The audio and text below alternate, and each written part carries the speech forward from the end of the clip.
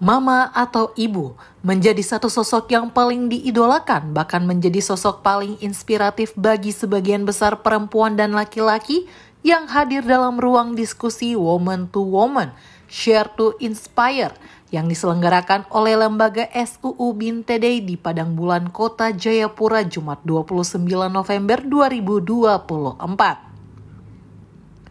Dalam diskusi terkuat, ada yang sejak kecil menyaksikan mamanya diperlakukan kasar hingga dipukuli sang suami, tetapi tetap tegar untuk memastikan anak-anaknya aman. Ada mama yang selalu berjuang untuk memastikan keluarganya bisa makan setiap hari dan mencari nafkah untuk menyekolahkan mereka.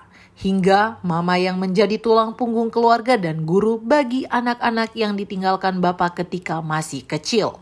Sejauh ini telah berjuang melawan kekerasan. Sampai detik ini kemarin saya mendapatkan gelar sarjana semua karena mama.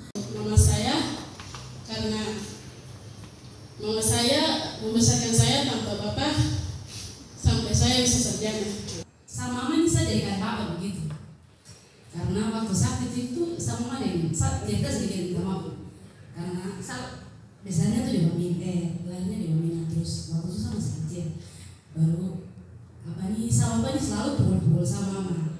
Itu Bu Eni saya kasih buat kamu. Terima kasih. Jadi saya berhutang kepada mama saya. Asik. Beberapa kisah ini hanya sebagian yang terkuak menggambarkan dampak yang harus dialami perempuan dari langgengnya budaya patriarki yang menempatkan perempuan di posisi rendah. Ada sesi terakhir itu kan kami kasih bunga sama peserta untuk menggali sebenarnya pengalaman-pengalaman traumatik, pengalaman kekerasan yang mereka alami sendiri. Tadi kami dengar banyak cerita perempuan-perempuan yang dampak itu hal yang terjadi dalam rumah itu mempengaruhi mereka bahkan sampai sekarang gitu. Sebagian besar ketika banyak juga ya dari beberapa cerita yang kami dengar dari peserta itu ada yang mengatakan mereka trauma untuk membangun relasi-relasi. Kemudian mereka juga bertumbuh besar menyaksikan kekerasan-kekerasan.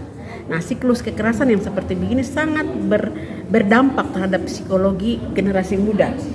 Melihat kekerasan yang seolah tidak ada habis-habisnya, Esther Haluk bersama para perempuan dari lembaga SUU Binte Day merasa perlu menciptakan satu ruang aman untuk mengajak para perempuan duduk bersama dan berbagi pengalaman bangkit dari trauma kekerasan menjadi sosok yang kuat.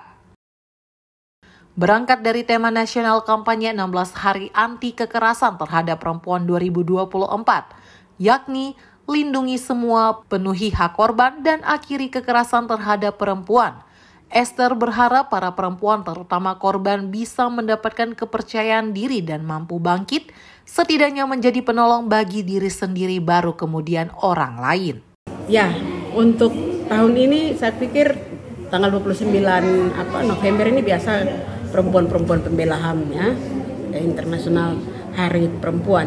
Nah, untuk itu saya kira kami memulai kegiatan dengan membuka ruang ini, bahwa ketika kami berbagi bukan untuk ini ya, biasa kami berbagi, kalau untuk kami perempuan berbagi untuk saling menguatkan.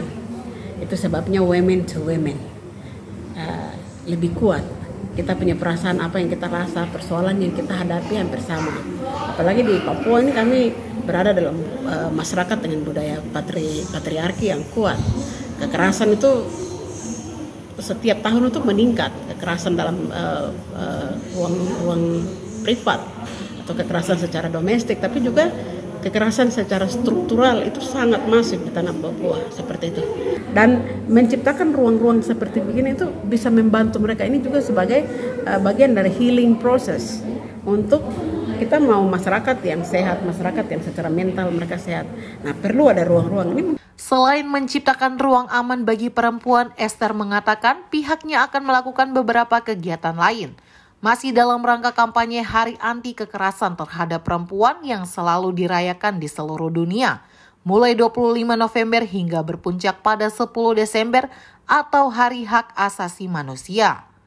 Beberapa kegiatan yang akan dilakukan adalah dengan pemutaran film dan diskusi, bedah buku dan diskusi-diskusi untuk menyikapi kekerasan yang terjadi di tanah Papua.